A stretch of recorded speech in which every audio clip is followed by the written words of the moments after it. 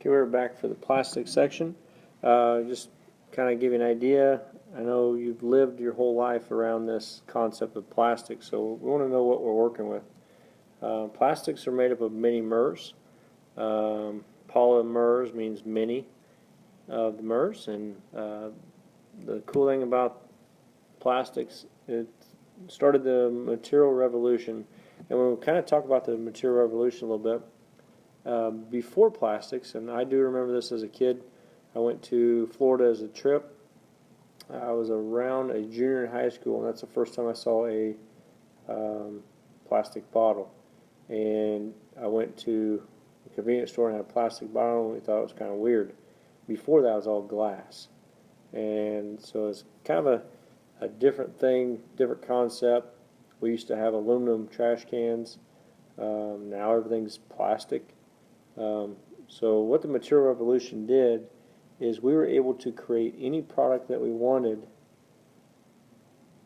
at any given time using plastic. If you think about metal and wood, wood and metal are very hard to shape, as you guys have noticed on your projects. It's not very easy to do that. Therefore, before the plastics came about, the material revolution, we would have to make everything out of woods and plastics and some composites. There wasn't much plastic out there to create products with. So when the material revolution began, is we used to make the product around the material. For example, we would make a table out of wood, and we'd use certain processes, but we'd make it. We'd have to use all the processes for wood processing. If the table had to be outside, we'd have to use a certain type of wood, and that's the only wood we could use. There really wasn't much out there to change that. You'd have to use this certain wood. Well, when plastics came about, we'd have a concept in our mind, and then we'd go invent a plastic to match it. We would want a plastic to withhold 400 degrees, or excuse me, the battery was going dead on me.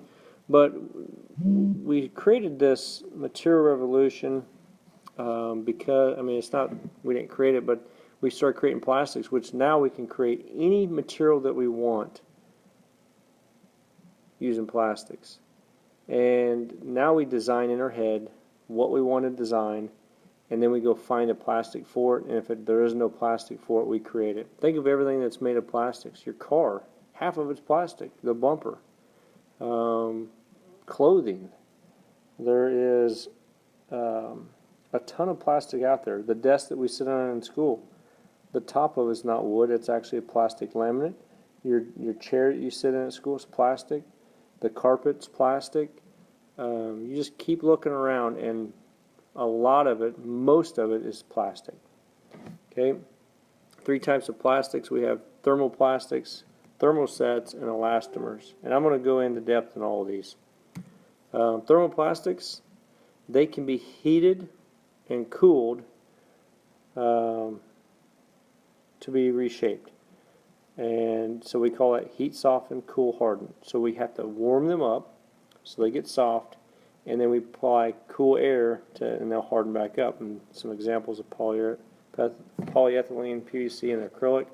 Just think of the bottles that you have at home. When you put them around fire, they melt.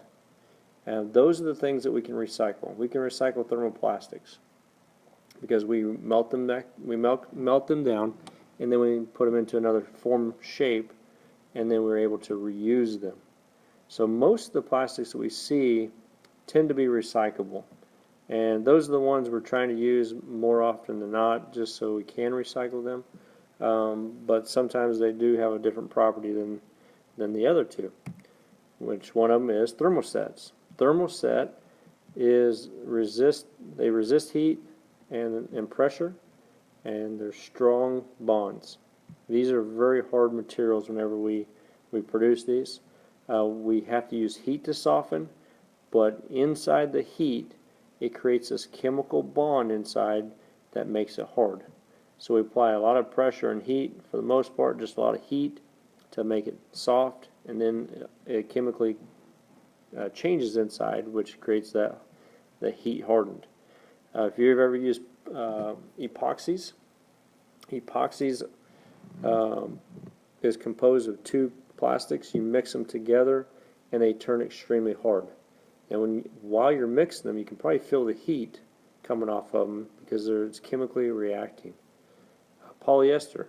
Polyester is in most of your guys' clothing. When you buy a 50-50 cotton shirt, that's 50% cotton, 50% polyester. Half of it's plastic, half of it's a man-made material. Okay, so there's thermosets we cannot recycle, we can't reuse. So it is heat hardened, heat softened. Elastomers. Okay, these are kind of in the name. They're kind of elastic.